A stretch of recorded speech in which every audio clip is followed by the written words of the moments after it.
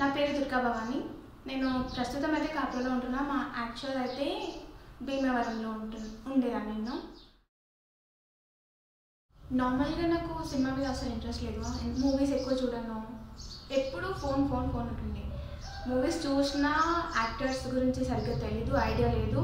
ఏదో చూసానన్న పేరుకి చూస్తుండే, అసలు ఇంట్రెస్ట్ లేకుండే. నా ఫ్రెండ్ ప్రీతి, తను ఎప్పుడైతే ఆడిషన్స్ ఇచ్చి సెలెక్ట్ అయిందో, ఒక చిన్న రోల్ ఉంది, నువ్వు బాగా సెలెక్ట్ అవుతావు అన్నట్టు నేను మాట్లాడతా, చేస్తావా అనేసరికి నేను మా మమ్మీని అడిగినా. ముందు నో చెప్పాను, కానీ మా మమ్మీని అడిగేసరికి ఛాన్స్ అయితే వచ్చింది కదా, ఒకసారి ట్రై చేసి చూడు అని అన్నది. నార్మల్గా ఎవరికైనా ఇంట్లో ఒప్పుకోరు, చేస్తా అని ఇంట్రెస్ట్ ఉన్నా ఇంట్లో ఒప్పుకోరు. నాకు ఇంట్రెస్ట్ లేదు, కానీ మా అమ్మనే వెళ్ళు అని అన్నది. సో ఇక మమ్మీ చెప్పేసింది కదా అని చెప్పి నేను వచ్చి ఆడిషన్స్ ఇచ్చిన. నార్మల్గా నేను ఫస్ట్ డే ఎప్పుడైతే ఆడిషన్స్కి వచ్చానో ఎవరైతే ఇక్కడ ఉన్నారో అందరినీ చూసి కొంచెం టెన్షన్ అయిపోయి మొత్తం స్వెట్ వచ్చేసి అంతే, ఏం అర్థం కాలేదు. కాసేపు వెళ్ళి రూమ్లో కూర్చున్నాను. కూర్చొని ఇది సీన్, దీన్ని ప్రిపేర్ అవ్వు అని అంటే నాకు ఆ సీన్కి ఎలా యాక్ట్ చేయాలో కూడా అర్థం కాలేదు. కానీ ఏమో చేస్తే వస్తే వస్తుంది, లేదా లేదు. కానీ ఏదో చేసి అయితే చూడాలి కదా, ట్రై అయితే చేయాలి. కాబట్టి ఇంట్రెస్ట్ లేకపోయినా ఎందుకో ఇంతమందిని చూసేసరికి చేసేస్తానేమో అనుకొని, వాళ్ళు చెప్పిన దాన్ని అనుకొని చేసేసా. నేను మమ్మీకి ఇట్లా అన్న కాల్ చేసి సెలెక్ట్ అయ్యానని చెప్పినా ఐ వాజ్ షాక్డ్. ఎందుకంటే ఏంటి నేను సెలెక్ట్ అయ్యానా అని చెప్పి నాకు ముందే డౌట్ ఉండే.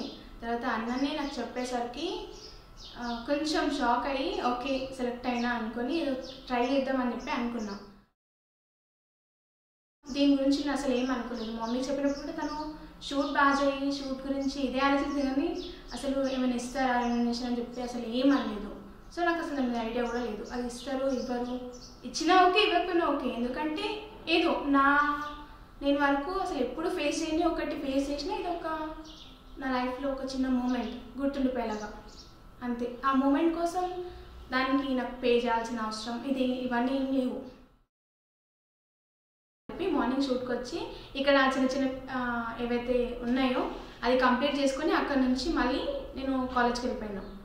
కొంచెం ఒక 2-3 టైమ్స్ ఏమో ఇట్లనే చేసేసిన, ఎక్కడ కాలేజ్ మిస్ కాకుండా ఇక్కడ షూట్ మొత్తం 2 బ్యాలెన్స్ అయితే చేసేసా.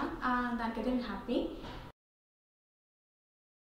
సో నార్మల్గా షూట్ మార్నింగ్ 6:30కి స్టార్ట్ అవుతుంది. ఇంకా ఎర్లీ మార్నింగ్ రావాలి అని అంటే మేము ఉండేది బాలాజీ నగర్ సైడ్ అనమాట. అక్కడ నుంచి గట్కేసా వరకు నియర్లీ 22 to 24 కిలోమీటర్స్ వరకు ఉంటుంది. అంత మార్నింగ్ ట్రాన్స్పోర్ట్ కూడా లేదు, చాలా స్ట్రగుల్ అయ్యి 7కి ట్రాన్స్పోర్ట్ అనేది స్టార్ట్ అవుతుంది. నార్మల్గా నేను చాలా పంచువల్ టైంకి ఉంటా, ఇన్ టైం ఉంటా కానీ లేట్ కాను. కానీ ఈ షూట్లో మాత్రం ఏ ఒక్కరోజు టైంకి వెళ్ళలేదు. ఎందుకంటే ట్రాన్స్పోర్ట్ అక్కడ నుంచి ఒక బస్ ఎక్కి అక్కడ నుంచి ఇంకొక బస్ షిఫ్ట్ అయ్యి ఇట్లా 2 బస్సెస్ లేదా 1 బస్ ఇట్లా చాలా ఇబ్బంది అయింది. దాని తర్వాత ఎప్పుడైతే స్కూటీ ఉన్నప్పుడు ఓకే మ్యాక్సిమం టైంకి ఉన్నాము. కానీ బస్సెస్ ఇవన్నీ ఉండేసరికి చాలా పోయేసరికి మొత్తం అలసిపోయినాం మేము. ఎప్పుడైతే షూట్ స్టార్ట్ అవ్వకముందు వర్క్షాప్ అనేది కండక్ట్ చేశారో ఆ రోజు అందరు ఇంట్రడక్షన్ సెల్స్ చూసేటప్పుడు ఆ రోజు అర్థమైంది ఓకే వీరు ఇది అని చెప్పి ఆ రోజు క్లారిఫికేషన్ వచ్చింది. దాని తర్వాత నార్మల్గా నేను బయట విన్నంత వరకు డైరెక్టర్ అంటే వాళ్ళు తీసే మూవీ కోసము ఇట్లా బిహేవ్ చేస్తారు అట్లా బిహేవ్ చేస్తారు అని మా పేరెంట్స్ దగ్గర, మా రిలేటివ్స్ దగ్గర, ఫ్రెండ్స్ దగ్గర నేను చాలాసార్లు విన్నా. కొంచెం రూడ్గా ఉంటారు, అది ఇది అరుస్తారు అని చెప్పి. సో ఎట్లుంటుంది ఏమో అనుకున్నా. దాని తర్వాత ఇక్కడ వచ్చేసరికి ఎలా ఉంది అని అంటే డైరెక్టర్ కాదు, ఒక పర్సన్ లాగా గర్ల్కి ఎంత సెక్యూర్ ఇవ్వాలి, ఎంత కంఫర్టబుల్ ఇవ్వాలి అని చెప్పి చాలా బాగా చూసుకున్నారు. అసలు మొత్తం టీమ్ మెంబర్స్ అందరూ ఏ ఒక్కరి నుంచి ఒక ఏమంటారు నెగిటివ్ వైబ్స్ అనేది ఎక్కడ నాకు అనిపించలేదు. అంత కంఫర్టబుల్గా ఆ షూట్ అంతా కంప్లీట్ అయ్యేంత వరకు ఎక్కడ నేను ఇన్సెక్యూర్గా ఫీల్ కాకుండా చాలా హ్యాపీగా అయిపోయింది. అసలు it was an embarrassing moment for me. ఎందుకనంటే అసలు ఏం చేయాలి, ఎట్లా మాట్లాడాలి, ఎవరిని చూడలేదు కూడా ఆ రోజు. ఎవరు చూసినా ఏమో తెలియని ఫేసెస్, నన్ను కొట్టారని తెలుసు కానీ ఎందుకో నాకు మస్తు భయం అవుతుంది. ఇంకా నార్మల్గా అమ్మ వాళ్ళతో వెళ్ళినప్పుడే నాకు తెలియని పర్సన్స్ ఎవరైనా ఉంటే కొంచెం దూరం ఉండి అక్కడ నుంచి వెళ్ళిపోవడము, ఇట్లా చాలా టైం పడుతుంది అనమాట కలవడానికి. సో అలా ఆ రోజు అందరినీ చూసేసరికి కొంచెం నర్వస్ ఫీల్ అయిపోయి ఇట్లా సైలెంట్ అయిపోయినా. నేను దించిన తల ఎత్తను కూడా ఎత్తలేదు. కానీ కొంచెం టైం పట్టినా కానీ జూనియర్ టీం అంటే రోజు ఉంటారు కాబట్టి సో వాళ్ళతోటి స్టార్టింగ్ మెల్లమెల్ల కలిసిపోయినా. సీనియర్ టీం తోటి ఇప్పటికి ఇంకా కలవలేదు. ఎప్పుడైతే షూట్ మొత్తం అయిపోయిందో లాస్ట్లో ఓకే వీళ్ళు టీం అని అందరితోటి కొంచెం మాట్లాడటము, కలవడము, నవ్వడము, అప్పుడు ఓకే అయినా. సో నార్మల్గా నేను అందులో ఉన్నంత వరకు నా వరకు పెద్ద పెద్ద డైలాగ్స్ ఏం లేవు.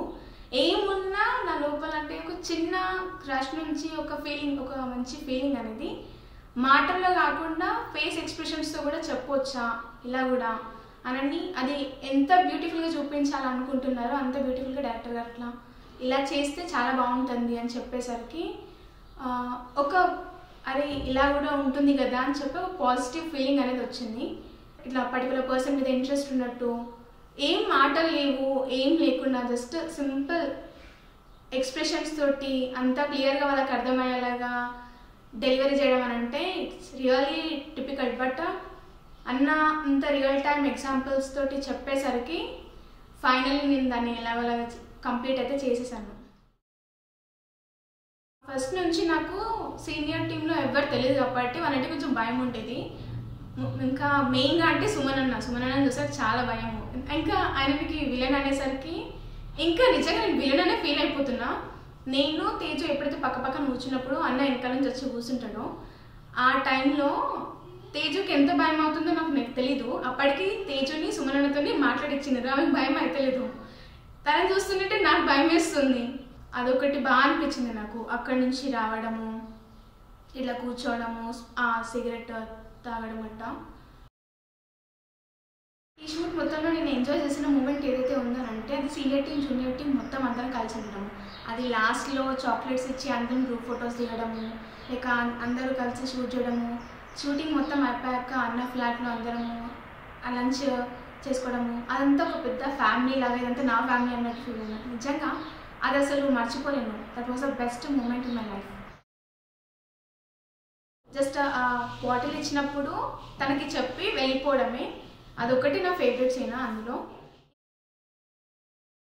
కాలేజ్లో యాజ్ అ సిఆర్గా ఏ సిఆర్ మీటింగ్స్ అన్నా, కాలేజ్లో ఏ ఈవెంట్ అయినా, ఇది ఈవెంట్, ఇవి ప్రోగ్రామ్స్, మీరు పార్టిసిపేట్ చేస్తారా, నన్ను మీరు ఒకవేళ ఇంట్రెస్ట్ ఉంటే నన్ను కన్సల్ట్ అవ్వండి అని చెప్పి అందరికీ చెప్పాలన్నమాట. ఇట్లా సో ఆ మాత్రం ఆ లెవెల్ ఆఫ్ కమ్యూనికేషన్ తెలియని పర్సన్స్ తోటి ఉంది కాబట్టి ఇక నేను మేనేజ్ చేశాను అని నేను అనుకుంటున్నాను. అక్కడ నేను ఎప్పుడైతే డబ్బింగ్కి వెళ్ళినప్పుడు నావి కొన్ని సీన్స్ చూస్తున్నానో కొన్నిట్లో తెలియకుండానే నాకు నేను ఆ షూట్లో ఎప్పుడు మేము వితౌట్ మేకప్ ఎంత న్యాచురల్గా ఉన్నామనంటే ఈ హెవీ మేకప్, అసలు మేకప్ అనేది ఏం లేదు. ఇంత న్యాచురల్గా కూడా స్క్రీన్లో ఇంత బాగా అనిపిస్తున్నామా అని కొన్నిసార్లు నాకే కొన్ని షార్ట్స్ చూసేటప్పుడు అనిపించింది. ఏ మూవీలో చూసినా వాళ్ళు ఎట్లా తీసుకుంటారు, బాగున్న వాళ్ళని, మంచి స్ట్రక్చర్ ఉన్న వాళ్ళని ఇట్లా తీసుకుంటారని చెప్పి మనల్ని మనం ఎప్పుడు మూవీ చేయాలి అనే ఇంట్రెస్ట్ ఉన్నా, స్క్రీన్లో నన్ను చూసుకోవాలి అని, నా ఫీలింగ్స్ని ఎక్స్ప్రెస్ చేయాలి, నేను కూడా ఒక మంచి యాక్టర్ అవ్వాలి, నా వరకు మనకి ఇష్టమైన గోల్ ఉన్నా మనం అది చేయలేమేమో, నేను దానికి సరిపోనేమో అని నన్ను నేను తక్కువ చేసుకొని అలా వెళ్ళకుండా ఇష్టమో కష్టమో మనకు ఒకవేళ ఇంట్రెస్ట్ ఉంటే అది చేసేయాలి అంతే. మనము ఎక్స్ప్రెస్ చేస్తామా లేదా, నీకు టాలెంట్ ఉందా నువ్వు చెయ్యి అంతే. వాళ్ళు తీసుకున్నా తీసుకోకపోయినా మనకంటూ ఒక ట్రై చేస్తే ఏమో చెప్పలేము. ఒకవేళ వాళ్ళు తీసుకున్న రోల్కి మనమే పర్ఫెక్ట్ అని మనకు రాసిపెట్టుంటే మనమే సెలెక్ట్ అవ్వచ్చేమో. 100% పక్కా చేస్తా. ఎందుకనంటే అంత తెలిసిన ఎన్విరాన్మెంట్. ఇంకేంటి అని అంటే డైరెక్టర్ అనే వాళ్ళు ఇలా ఉంటారా అని చెప్పి నాకు ఇక్కడే తెలిసింది. ఇంత ఒక ఫ్యామిలీ మెంబర్ మన గురించి కేర్ తీసుకుంటున్నారు అని ఎలా అనిపిస్తుందో సేమ్ నేను అదే ఫీల్ అయినా. సో మళ్ళీ ఛాన్స్ వస్తే ఐఎమ్ ష్యూర్ పక్కా నేను చేస్తాను.